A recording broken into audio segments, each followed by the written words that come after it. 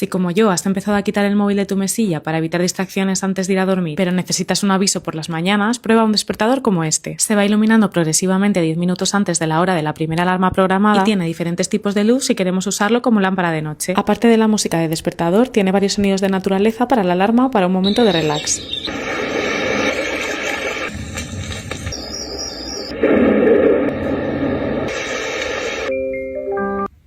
Y desde el mismo botón que se puede silenciar la alarma, podemos apagarlo por completo por las noches para que no nos moleste la luz al dormir.